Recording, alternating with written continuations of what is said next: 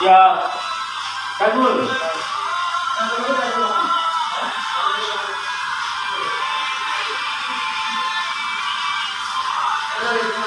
এখন আমার কথা শুনিয়ে না, আমার কথা এত কনফিডেন্স দিতে আসলে পয়সা থাকবে আর কথা বলতে মিস্ত্রি আছে তো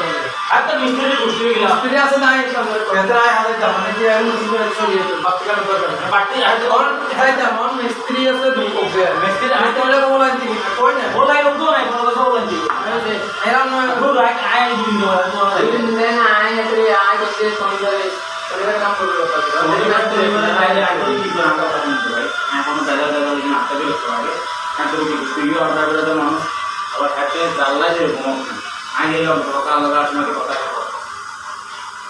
আগে লাল আসমাতে কথা এরপর বাইরে হেদিন কি অনেক ওই দিন আইলাম তো দেখলাম না সাইলাম তো কাম করে তুলে এন্ট্রাই পাইলো আচ্ছা মনে না কি করে হেদিন কি অনেক মিস্ত্রি যদি জানা মিস্ত্রিকে দিনের সময় পজিশন তো বাইরে আপনাকে কালো কি করে না করে সেটা আপনার তবে আমি এখন ওনাকে দিছি ওনার কাজ শেষ আপনার ওনার খাদ্য আগে কাগজ টাকা দিবেন কোনো সমস্যা জান্না পাঠাচ্ছি জান্না কথা বলছি আমি তারপরে আমি তো আপনাকে দিয়েছিলাম সেও জান্না বলছি এর কাজ শেষ হলো 60,000 নিয়ে টাকা দিতে কোনো সমস্যা এখন আপনি তো পারবো না মারি কথা কি করবো না আপনার তো পারবো না মারবো এত 6 স্টেপ মারো 5 স্টেপ মারো একটা 7টা পেঁয়াজ দিব আবার মাসের মাঝখানে যেহেতু পেঁয়া লাগে মাসের মাঝখানে দিব আমলে মাসের 7 তারিখে পেঁয়া কেমন লাগবে যদি আয় না হইতো মানে তুমি আর বলে আমি তো এসব কথা বলছেন এখন আমি মনে করে কথা দাম আগতে বুঝুনি আর কত লাগবে কি এত কি নাম বলতো ভাই অন্তত নাই ভাই অন্তত এম কাম করতো এম কাম করা তোমার কথা কিনলে গিয়ে তোমার মা পরিচিত মানুষ